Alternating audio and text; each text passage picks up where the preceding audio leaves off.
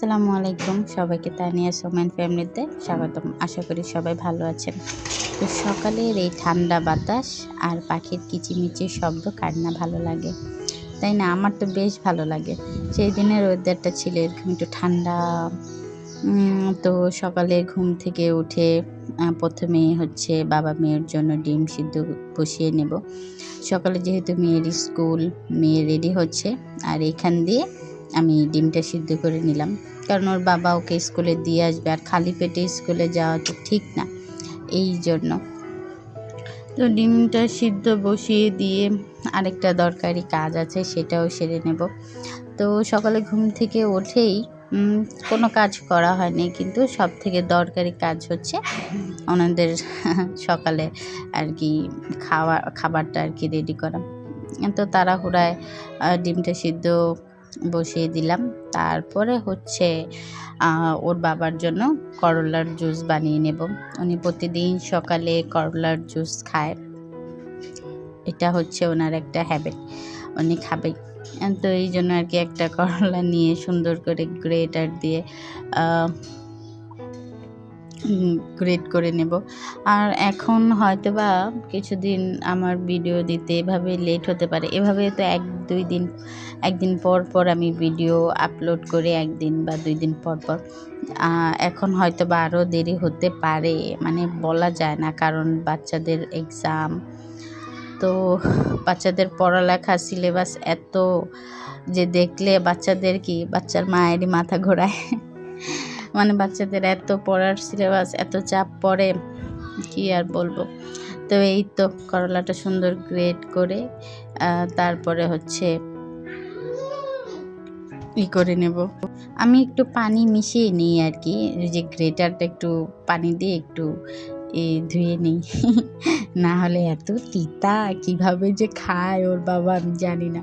আমি অবশ্য ওনারে বলি না যে এখানে আমি একটু পানি মিক্স করি। হ্যাঁ, সামান্য একটু পানি মিক্স করি। তো আজকে যদি উনি আমার ভিডিওটা দেখে তাহলে হচ্ছে উনি জেনে যাবে। থাক, কি আর করার, মিথ্যা কথা বলা তো ভালো না। কিন্তু এভাবে তো করলার এত বেশি রস হয় না। এই পানি সহকারে যেই তিতা, আর পানি ছাড়া তো আর বেশি তিতা লাগবে, তাই না? উনি যে কীভাবে খায় আমি শুধু এটাই চিন্তা করি। থাক, কি জানি বলে, তিতা হলেও তো উপকারী, তাই না? এই জন্য সব কিছুই মানা যায়। তো এই তো করলার জুসটা এখন ওনাকে দিয়ে দিব, সাথে ডিম। বাবা মেয়ে এখন খেয়ে তারপরে হচ্ছে বের হয়ে যাবে।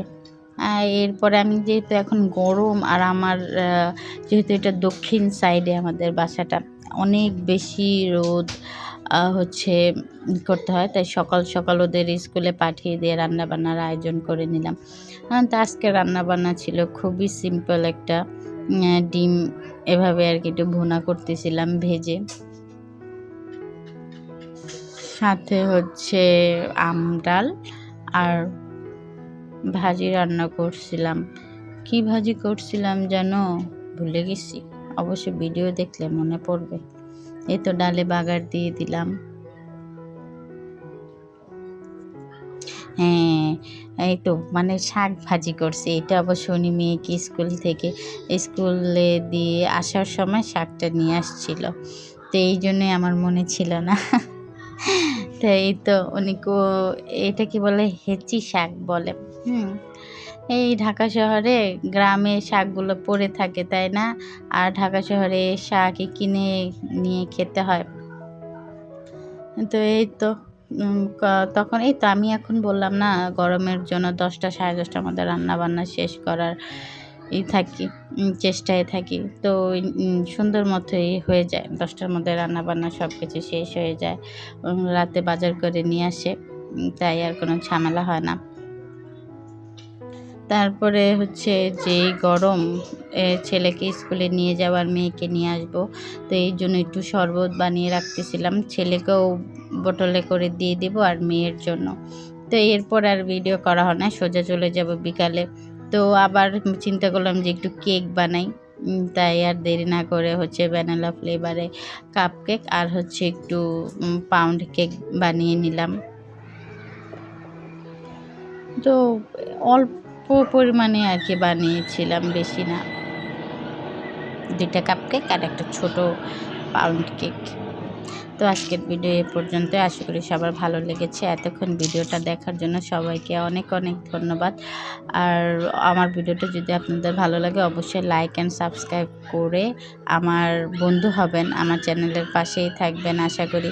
তো এতক্ষণ ভিডিওটা দেখার জন্য সবাইকে ধন্যবাদ। আসসালামু আলাইকুম।